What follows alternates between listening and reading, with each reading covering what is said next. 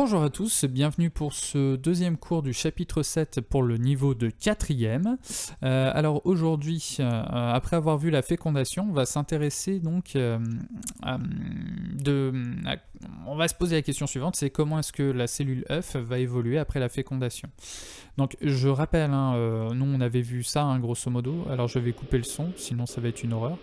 Alors ici... Bon, il y a encore le son qui tourne. Donc là, ici, ce qu'il faut savoir, c'est que vous avez plein de spermatozoïdes qui sont en train de tournicoter autour d'un ovule. Et lorsque la fécondation va se passer, vous allez avoir une espèce de petite barrière qui va se former, qui va empêcher une autre fécondation. D'accord ? Ça va arriver, vous avez vu, là, ça commence à s'épaissir légèrement. Il faudrait juste que ça s'avance un petit peu. Donc là, tout ce que vous voyez gigoter, ce sont des spermatozoïdes. Et en fait, à force de les attaquer, ça va abîmer un petit peu la paroi de l'ovule, et après, il y en a un qui va profiter de la faille, et là, vous voyez que vous avez déjà une petite zone un petit peu translucide qui apparaît.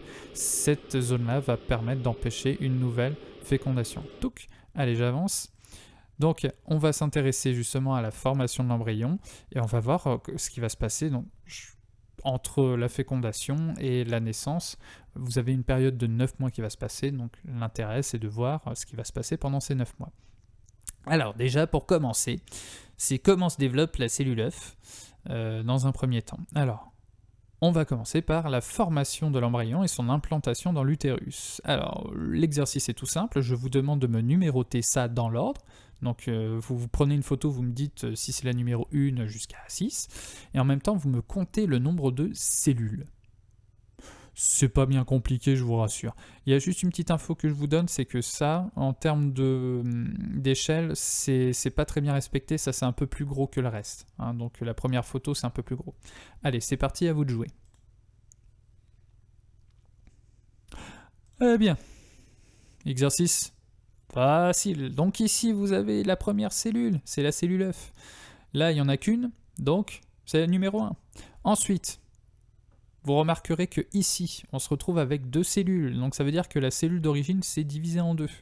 Donc c'est le numéro 2, il y a combien de cellules ? Il y a 2 cellules, 1 et 2. Ensuite, vous allez avoir ici 1, 2, 3, 4 cellules qui vont se former. C'est la 3e étape, on a 4 cellules. Ensuite, vous avez de ce côté-là. Donc là, c'est la 4e étape et on va compter. On a 1, 2, 3, 4, 5, 6, 7, 8. Mais de l'autre côté, on a exactement la même chose. Donc ça veut dire qu'on fait 8 x 2, ça fait 16 cellules. Après, vous avez les 2 dernières photos. Celle où l'ensemble est moins grand, c'est celui-ci. Donc vous avez... Bon, c'est un mot scientifique, on parle de stade morula. Ici, c'est à partir du 3e jour, on a à peu près ce résultat-là. Donc c'est la photo numéro 5. Après la dernière, c'est ici. Donc là, on a un stade de blastula. Ici, donc c'est un stade à peu près au niveau de 5 jours. Et c'est à peu près à ce stade-là que l'embryon va s'implanter dans les parois de l'utérus de la femme. Alors, donc je retrace un peu l'histoire.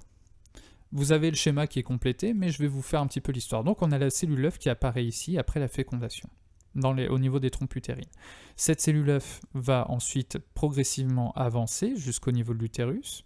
Alors elle peut s'implanter dans les différentes parois. Ici, moi j'ai fait l'implantation ici, mais ça ne change rien. Pendant ce temps, on va avoir cette subdivision de cellules et on va obtenir, donc pendant ce trajet-là, on va finir par obtenir donc ce type, la morula, et après ça va se transformer en blastocyte, l'embryon d'environ 5 jours, qui va ensuite pouvoir s'implanter là, dans la paroi de l'utérus. Donc voilà, vous avez donc ceci, donc l'ovulation, hop, fécondation, on avance, et puis on va pouvoir avoir l'anidation quelques jours après. Donc l'idée, déjà la première notion, c'est qu'après la fécondation, la cellule elle va se diviser, donc on va se retrouver avec un truc qu'on appelle un embryon, qui va être composé de plusieurs cellules issues de la même fécondation. Ce qu'il faut savoir, c'est que lorsque vous avez des vrais jumeaux, il est possible que cet embryon soit cassé en deux, ce qui fait qu'en termes, c'est toujours le même spermatozoïde et le même ovule qui ont été à l'origine des cellules qui vont donner les embryons. Et donc si l'embryon d'origine se casse en deux, on va avoir le même matériel, en gros à l'intérieur, et c'est pour ça qu'on aura 2 individus qui se ressembleront. Alors, ce qu'il faut savoir, c'est qu'une fois que l'embryon s'est implanté, ça va envoyer un signal qui va dire attention, il ne faut pas qu'il y ait des règles, etc. Et le fait qu'il n'y ait pas de règles dans un cycle, chez quelqu'un qui ne prend pas de pilule ou quoi que ce soit qui bloque les règles, le fait qu'on n'ait pas les règles, justement, c'est un des premiers signes de début de grossesse. Voilà. Donc quand il n'y a pas les règles qui arrivent, il y a donc le réflexe de se dire, bah tiens, je vais peut-être faire un test de grossesse pour vérifier si je suis enceinte. Bien, maintenant, les termes très importants qu'il faut bien avoir en tête avec ce qu'on vient de voir, c'est l'embryon, qu'est-ce que c'est ? Donc c'est un amas de cellules qui est issu de la cellule œuf, et l'anidation, c'est le fait qu'on ait un embryon qui s'implante dans la paroi de l'utérus, qu'on appelle l'endomètre. Maintenant, une fois qu'on a l'embryon qui s'est implanté, la question est comment est-ce que tout ça va se développer ? Alors, il y a un organe en particulier sur lequel je voulais faire un zoom, que vous connaissez tous, il s'agit du placenta. Donc moi ce qui m'intéresse c'est que vous étudiez tout ça et ce qui se passe au niveau du placenta, quel est le rôle de cet organe. Donc à partir du tableau que je vous ai donné, je vous demande ce qui se passe au niveau du placenta en parlant de l'O2, du CO2 et des nutriments. Et ensuite avec l'analyse, essayez de compléter le schéma que je vous ai fourni. Donc vous avez ce document, alors une petite photo avec un tout petit fœtus qui est ici, avec un petit cordon, et ce cordon vous connaissez tous, c'est le cordon ombilical, c'est ce qu'on a coupé quand vous êtes né, et là-dedans vous avez donc des vaisseaux sanguins qui font la jonction entre le bébé et puis un organe ici qu'on appelle le placenta. Donc vous avez du sang qui circule entre le placenta et le fœtus, et au niveau du placenta vous avez du sang de la maman qui va passer. Vous avez un tableau qui est ici, avec en gros une organisation avec deux grandes colonnes principales, donc du côté du côté, excusez-moi, un côté fœtus, et le côté droit, où vous avez le sang de la maman, avec différentes compositions, et puis on regarde les compositions de dioxygène, de dioxyde de carbone et de glucose, dans l'artère, c'est-à-dire le sang qui arrive au niveau du placenta côté fœtus, et après vous avez la veine, donc c'est quand le sang repart. Donc à chaque fois vous avez deux valeurs, c'est pour le passage, donc si je fais ce côté-ci, donc vous avez l'artère ombilicale qui va jusqu'ici, et après pouf, on repart en direction du placenta, donc là on est dans la veine ombilicale qui repart en direction du fœtus. Ensuite l'artère utérine, c'est une artère qui va arriver pouf ici, et après la veine utérine, on va repartir ici. Dans l'autre sens, hein, ça revient au même. Donc vous avez ensuite le schéma ici qui vous représente de façon assez simplifiée l'image que vous aviez ici, avec le placenta qui est là, avec un tuyau, hop là, qui part du fœtus et qui revient au fœtus. Et là, pareil, un tuyau qui vient de la maman, et ça passe par le placenta et puis ça repart en direction de la maman. Allez, c'est parti, je vous laisse travailler, à vous de jouer. Bien, c'est parti. On corrige. Alors, qu'est-ce qu'on peut analyser dans ce tableau ? Alors, vous avez donc cette magnifique photo. Et là, ce qui va nous intéresser, c'est ceci. Alors, qu'est-ce qui se passe dans ce tableau ? Premièrement, on remarquera pour le dioxygène que quand le sang de la maman arrive et qu'après il repart, on remarque une diminution d'O2. Alors que le sang du fœtus, quand il arrive au niveau du placenta et qu'il repart, on remarque une augmentation d'O2. On en déduit que l'O2 va passer de l'artère utérine et va aller au niveau du sang du fœtus. On regarde la même chose pour la quantité de CO2.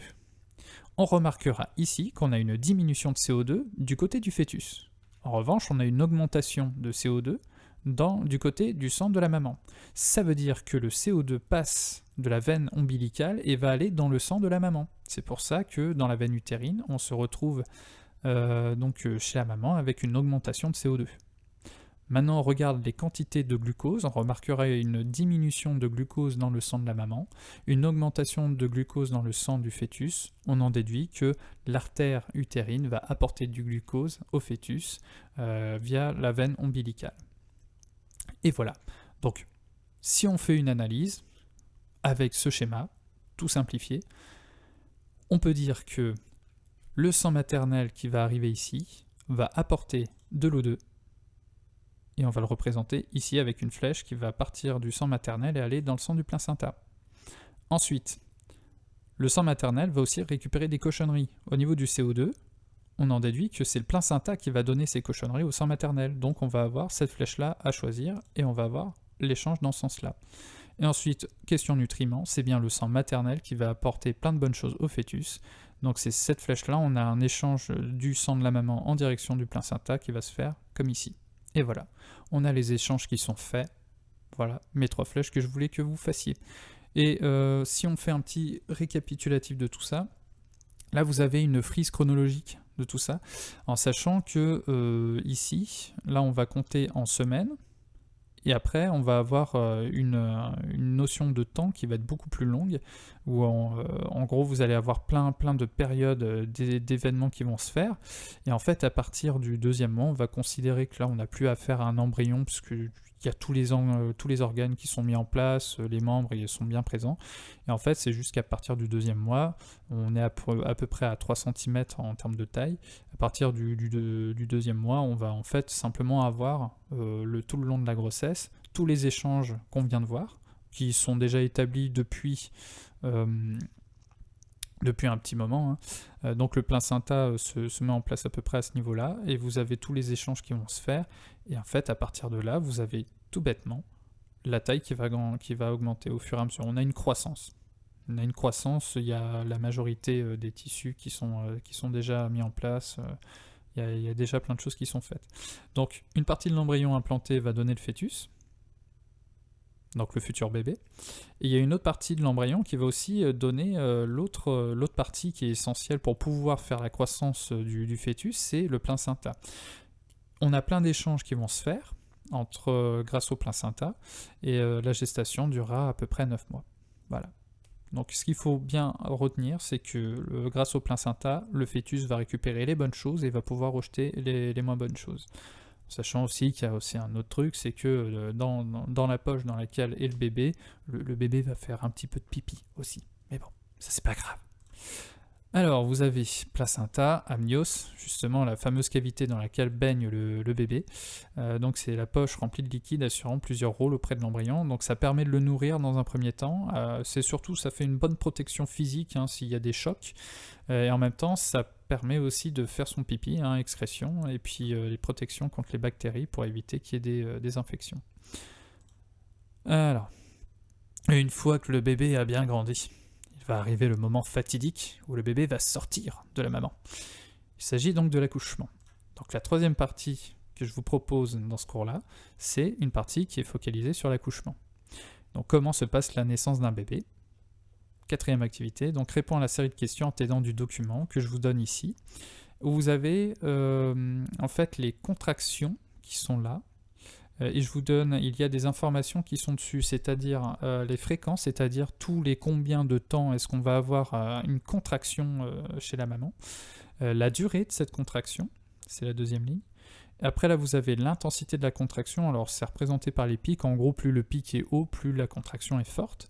Et après ici vous avez différentes étapes qui sont indiquées, alors vous avez l'étape 1, on parle du commencement du travail, l'étape 2, l'effacement du col, en gros ça veut dire que ici vous voyez que le col de l'utérus, vous avez plus cette espèce d'entonnoir, c'est-à-dire que là en gros la tête s'est avancée au niveau du col, dilatation du col et rupture de la poche des os, donc là vous avez justement la poche de l'amnios, paf, qui éclate, et puis vous avez plein d'eau qui va sortir, enfin le liquide amniotique qui va sortir. C'est à ce moment-là qu'on a la fameuse perte des os, qui est un signe aigu du début de l'accouchement. Après, vous avez la phase de l'accouchement à proprement parler, donc on parle de l'expulsion. Et vous avez une dernière étape, vraiment à la toute fin, où vous avez la délivrance avec l'expulsion du placenta. Alors, vous avez cette série de questions. Si vous avez bien écouté ce que je viens de vous raconter, en fait, vous avez toutes les réponses qui sont là. Je vous demande donc de me répondre à ces différentes questions. C'est parti, au travail, à vous de jouer. Bien, première question. Avant l'expulsion, comment évoluent les contractions en termes de fréquence, de durée, d'intensité ? C'est-à-dire dans ce secteur-là, qu'est-ce qui se passe ? Si on regarde bien, on voit que on a une augmentation de l'intensité des contractions, donc plus on se rapproche de l'accouchement, plus les contractions sont fortes. Deuxièmement, on voit également, quand on regarde les fréquences et les durées, on voit aussi que non seulement les intensités des contractions augmentent, mais en plus, elles arrivent plus fréquemment et elles durent plus longtemps. Donc autant dire que là, c'est en train de travailler fortement. Ensuite, pendant les contractions, en fait, qu'est-ce qui se contracte? La réponse est tout simplement l'utérus. C'est-à-dire là ce qui vous est indiqué ici. En fait, n'oubliez pas, hein, dans l'utérus, vous avez une partie qui permettait d'accueillir l'embryon pour ensuite qu'il y ait des échanges pour que l'embryon se développe. Mais il y avait aussi la partie du myomètre, hein, donc qui compose, qui fait un petit peu tapisserie de l'utérus. Et ces muscles-là se contractent. Hein. Donc vous avez l'utérus qui se contracte, évidemment avec le reste, hein, les abdominaux, etc. Mais bon, ce qui est intéressant, c'est quand même que ce soit aussi l'utérus qui travaille. Ensuite, en dehors des contractions, quel est l'autre signe qui indique que l'accouchement va arriver? Eh bien, c'est ce que je vous ai indiqué, c'est pendant cette étape-là, on a la rupture de la poche des os avec donc, le liquide amniotique qui va sortir. Ensuite, décrit les contractions lors de l'expulsion du bébé et juste après. Eh bien, elles sont hyper intenses pendant l'accouchement, hein, pendant l'expulsion, elles sont vraiment très très intenses, et une fois que l'expulsion est faite, c'est le calme plat, il n'y a plus aucune contraction. Hein, il faut que la maman quand même puisse se récupérer un peu en termes d'énergie. Ensuite, pourquoi les contractions reprennent-elles 20 à 30 minutes après l'expulsion du bébé? Eh bien, c'est ce qui est observé ici, c'est pour enlever le placenta, expulser le placenta de l'utérus. Voilà, c'est ce qu'on appelle la délivrance. Donc l'accouchement se passe en plusieurs étapes, avec une augmentation en termes d'intensité, de fréquence et de durée des contractions. La poche des os, le fait qu'il y ait cette perte des os qui se fasse, c'est aussi un signe qui est annonciateur du début de l'accouchement. Et après, il ne faut pas oublier, une fois que une fois que l'accouchement est fait, enfin que l'expulsion du bébé est faite, on a aussi la délivrance qui va se faire pour aussi enlever le placenta qui s'est développé. Donc ça veut dire qu'au moment de l'accouchement, il y a deux choses qui vont sortir de l'utérus, c'est le bébé, ça vous paraît quand même évident, mais il y a aussi le placenta qu'il ne faut pas oublier, qui n'est pas une partie de la maman. C'est un organe qui est créé par l'embryon qui s'est implanté. Voilà, je ne vous embête pas plus. Il y a un nouveau cours qui va ensuite arriver tout bientôt, que je vais vous mettre en ligne. Travaillez bien, prenez soin de vous, à tout bientôt.